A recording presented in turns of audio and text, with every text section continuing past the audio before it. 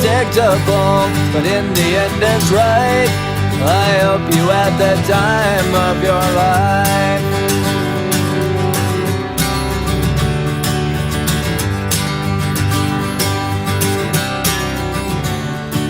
It's something unpredictable, but in the end it's right. I hope you had the time of your life.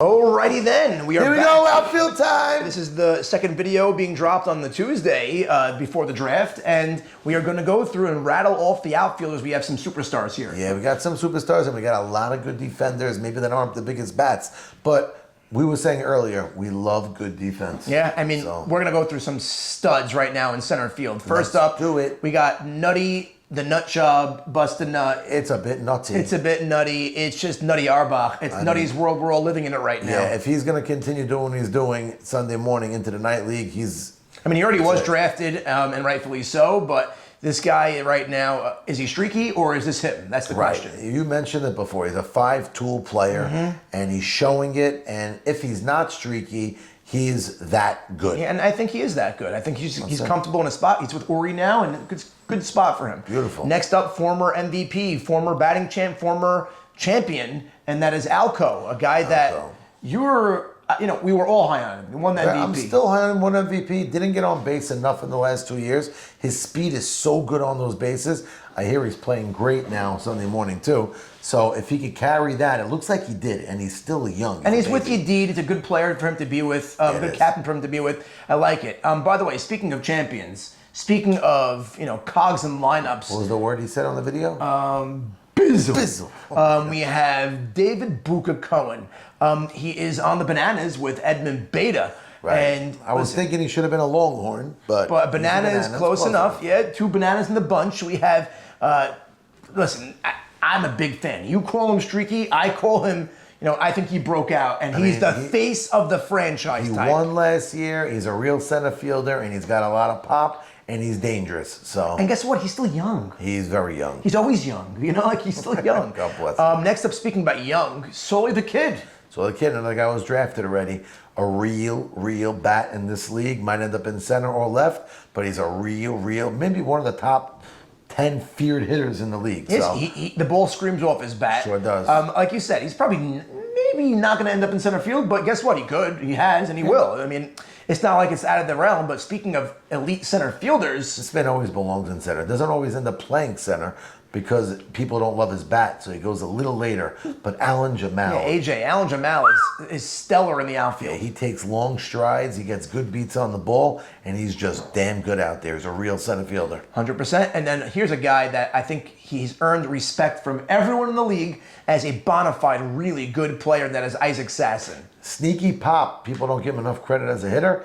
And a real center fielder. That's all we said. We mentioned that Blue Moon team. You were telling me before that he never missed, and he came, and he's a gamer, and he's into it, and he was part of the championship team last year, knows what it takes to win. He's a guy you want. I mean, you look at his leg kick and think, is that real? But he gets on base. He does. He gets on base. Hits the ball hard. He's a real outfielder. Speaking about former, champion, he's won before. He's won several times. Angels, he's won. He's won on one of the Saban, on one of the Ishaq teams. That's right. And that's Joe S. Joseph Ferrari. Stephen Gindy. Stephen Gindy twice. 3 wins. Twice? Yeah. Maybe he has 4 championships. Oh, so Joe S., he's a winner, and we know he elevates his game when the postseason starts. Usually season starts, he has that loopy swing. He's not hitting it as well as he locks in. We see him lock in. And then he locks in and starts rocking it. Center field, very good defensively.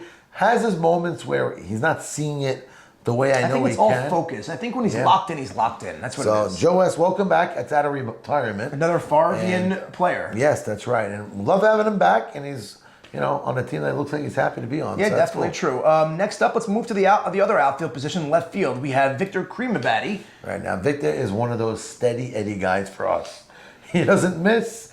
comes every year. Has some pretty He's big all hits in his career. A lot of big hits. When he went on that tear on high cheese, he turned into a superstar ridiculously for 3 weeks. That was insane. But he's a really good outfielder. Steady Eddie, could play right, could play left. And he's a great teammate, and he brings ice cream. Speaking about the champion, here is Yossi Abramson, just somehow, some way, is always finding himself in the biggest spots, literally all the time. It's crazy. Some people love him as a player. Some people say he's overrated. But like you mentioned, for some reason, he's usually always there. in the dance. He's always there. Yeah, he sure is. Here's a sophomore player, David Brescher. I think he had a rough go at it last year. So I thought he fielded better than everybody made him out to be last year. He was decent in right field. I think he's going to have a better year this year than last year. And he has a lot of power. Lefty bat with a lot of power. So if he gets a little bit more comfortable, he could be dangerous. And I think he will. I think last year he was just getting his feet wet. He had a tough team to be on to start. Yeah, he was got traded to Uri. It was just a rough situation. But I think he'll be all right. And then again, here's a player we spoke about in the rookie report, Howie Hoffman. Howie. I think he's going to be great. So here's a player, Nathan Kushner, K. Kush, former batting champion. We're a fan of Nathan Kushner. I feel like we knew Nathan Kushner was a better hitter before a lot of people did. Now they know. Now he's batting fourth in other leagues. And if you don't know Nathan, we'll send you a video clip. But he's a real hitter, okay in the outfield, sometimes makes the most incredible flashy play, but then at times will take a step the wrong way and we'll all scratch our heads. Speaking of flashy plays, Momo Levy, oh my goodness, he is... to me, one of the, you said dark horses before about a different position. I think he's dark horse for the Gold Glove winner in left field. So he could play center. He might play center. Momo Levy could definitely play center. I think he should play center. But last year, he only started hitting towards the end of the year. He's tall, he's wide, he's strong. He knows everybody, played the football league, as you mentioned. Beast. He's a beast, and he's pumped to play. Yeah. So I'm a big fan of Coach Morris for years. I love him. And he came out of his shell, and I'm very excited. Oh, wait, he still has one of the greatest broadcasted games in the live last year. Oh, he was great. He was That was a game unreal. I wasn't there. Yeah, and then we He was have rolling. rookie JoJo Levy we spoke about in the rookie report. And now we have Albert Zolta. Welcome back. Welcome back. We haven't seen Albert in a long time.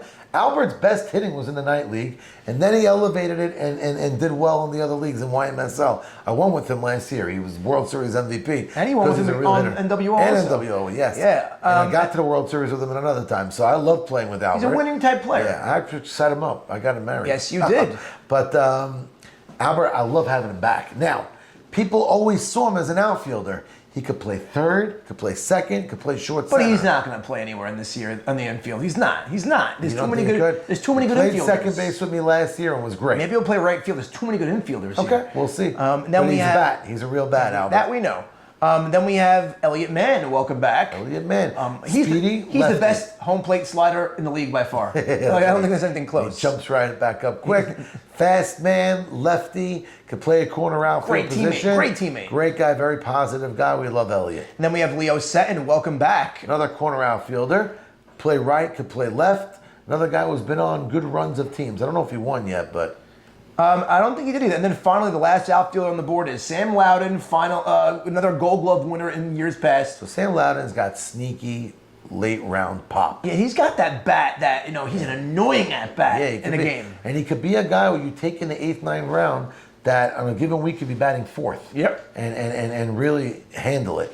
In the outfield, he always judges the ball well, but he's not the youngest of them all. And no, he's definitely not. But I think we already kind of can peg what team is going to be taking him. A few players we could think that way. Yeah. I mean, anything can go either way. But that rounds out the outfield position. And then fun. Our final segment will be following. It will be a day before the draft. It's going to be dropping on Wednesday. Pitchers and and that is the pitchers and catchers, the battery mate report. That's next.